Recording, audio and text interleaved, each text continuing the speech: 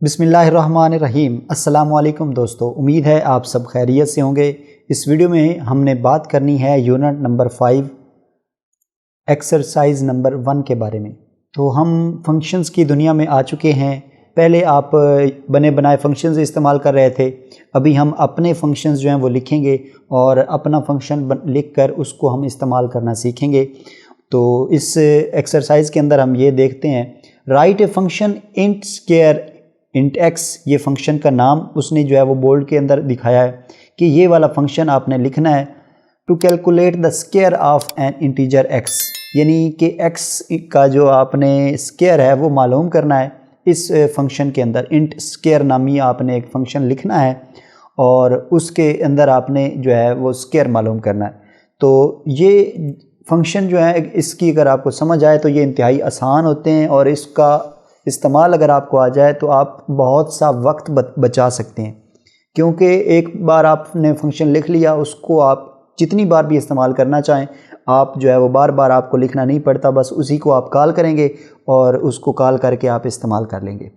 जिस तरह हम एक वेरिएबल डिक्लेयर करते थे, मिसाल के तौर पर ये उसकी डाटा टाइप होती है, पहले हम वो लिखते हैं, फिर हम उस वेरिएबल का नाम लिखते हैं और उसके बाद हम क्या करते हैं, उसकी वैल्यू जो है वो देते हैं। ये वैल्यू हम ख़ुद भी दे सकते हैं इधर, या फिर हम वैल्यू बाद में जो है वो देते हैं। और फिर हम क्या करते रहते हैं, जब भी हमें इसकी ज़रूरत पड़ती है हम जस्ट n को कॉल करते हैं। हमने ये पूरी चीज़ जो है कॉल नहीं करनी होती, ना ही 1 को कॉल करते हैं, ना ही हम जो है वो कुछ और जो है या पूरे फंक्शन को कॉल नहीं करते, जस्ट हम n को कॉल कर लेते हैं और n के अंदर जो वैल्यू होती है वो हमें मिलती रहती है। फंक्शन भी बिल्कुल सेम यही चीज़ है। फंक्शन आपने लिखना है और उसके बाद आपने जस्ट फंक्शन को कॉल किए रखना है। फंक्शन के अंदर जो भी चीज़ पड़ी होगी वो ऑटोमेटिकली परफॉर्म जो है वो होती जाएगी। जिस तरह अब n के अंदर 1 पड़ी हुई है तो आप जस्ट n को कॉल कर लेंगे तो ये 1 वैल्यू आपको मिल जाएगी। तो सेम टू सेम यही चीज़ आपको फंक्शन में भी मिल जाती है।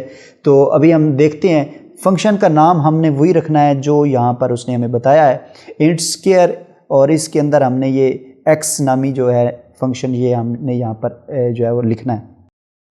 तो यहाँ पर लिखते हैं फंक्शन का नाम, तो ये इंट में हम लिखेंगे क्योंकि हम यहाँ पर कोई रिटर्न वैल्यू करवा रहे हैं। अब इंट और वाइड का थोड़ा सा फ़र्क समझ लें। वाइड में हम कुछ भी जो है वो रिटर्न नहीं करवाते। जब हमें पता हो कि हमने रिटर्न कुछ भी नहीं करवाना फिर हम वाइड यूज़ कर सकते हैं, लेकिन जब हमें पता हो कि हमने कुछ वैल्यू रिटर्न करवानी है फिर हम जो है वो इंट यूज़ कर सकते हैं। लेकिन ये नहीं है कि ज़रूरी नहीं है कि आप वाइड ही यूज़ करें अगर आपने कुछ रिटर्न नहीं करवाना। अगर आप कुछ ना भी रिटर्न करवाना चाहें तो भी आप इंट जो है वो यूज़ कर सकते हैं, इसमें भी कोई प्रॉब्लम जो है वो नहीं है। तो अब हमने जो है वो क्या करना है, इंट, उसके बाद है स्क्वायर और उसके बाद है फंक्शन के अंदर हमारे पास x। अब इसके अंदर हमने क्या करना है, ये ब्रैकेट्स हम लिखते हैं, इसके अंदर हमने वो फंक्शन लिखना होता है जो हमने जिसके ऊपर हमने काम करना होता है। अब सिर्फ क्या है, स्क्वायर के अंदर क्या होता है कि जो भी वेरिएबल है उसको अगर हम मल्टीप्लाई करवा दें तो वो हमें रिज़ल्ट जो है वो दिखा देगा। तो हम क्या करते हैं, हम डायरेक्ट रिटर्न करवा देते हैं इसको। रिटर्न में हम ये कहते हैं कि x को x से मल्टीप्लाई करवाओ और यही वैल्यू रिटर्न कर दो।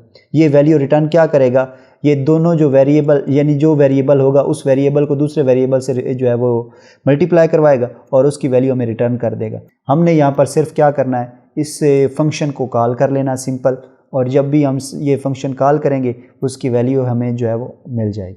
तो ये हमारा हो गया फंक्शन। अब हमने क्या करना है, हमने मेन फंक्शन लिखना है। तो इंट मेन में आएंगे और मेन जो है वो फंक्शन लिख लेते हैं बिल्कुल उसी तरह जिस तरह हम पहले लिखते हैं।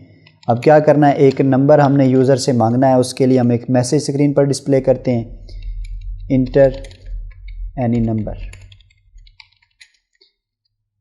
ये मैसेज डिस्प्ले होगा और यूज़र जो है वो यहाँ पर कुछ नंबर टाइप करेगा और नंबर टाइप करेगा तो ये क्या होगा, यहाँ पर हम स्कैन एफ मौजूद है, ये ऑटोमेटिकली क्या करेगा, उस नंबर को यहाँ से ले लेगा। किसके अंदर लेना है, उसके लिए हमने एक वेरिएबल भी डिक्लेयर करना है, तो वेरिएबल डिक्लेयर कर लेते हैं।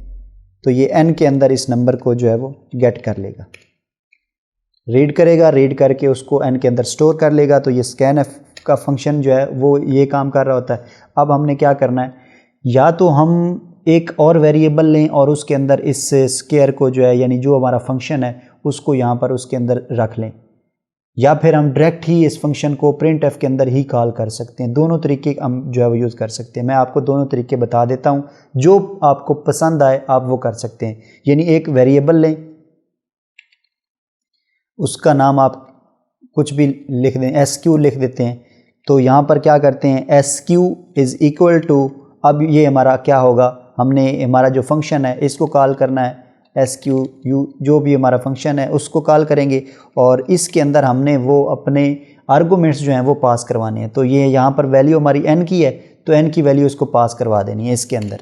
तो ये क्या करेगा, ये स्क्वायर का फंक्शन जो है इस n के ऊपर परफॉर्म हो जाएगा, n की जो भी वैल्यू है उसके अंदर जो है ये परफॉर्म हो जाएगा और इसका जो रिज़ल्ट है वो इसके अंदर चला जाएगा, SQ के अंदर। अब हम सिंपली printf के अंदर इस SQ की वैल्यू को जो है वो शो करवा देंगे, तो ये हमारा रिज़ल्ट जो है वो दिखा देगा।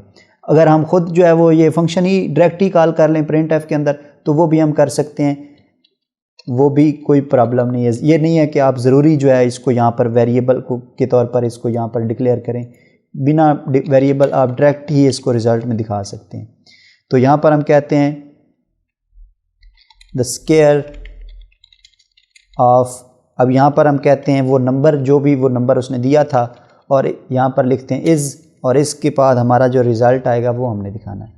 तो पहले वाला जो है ये यहाँ पर हमने नंबर दिखाना है, यानी जो नंबर हमने यूज़र से लेनी है वैल्यू वो, यानी वो नंबर है n, और दूसरे में हमने दिखाना है रिज़ल्ट, यानी ये इसके अंदर हमने रिज़ल्ट दिखाना है। तो रिज़ल्ट हमारा ये SQ के अंदर पड़ा हुआ है, तो यहाँ पर हम SQ जो है वो लिख लेते हैं। अगर यहाँ पर ये चीज़ हम ना लिखें, बल्कि मैं पहले आपको ये चीज़ यहाँ पर प्रिंट करके इसको दिखा देता हूँ रिज़ल्ट, और उसके बाद हम इसके बिना डायरेक्ट इस फंक्शन को यहाँ पर कॉल करके रिज़ल्ट मांगेंगे। तो इसको अब रन करते हैं।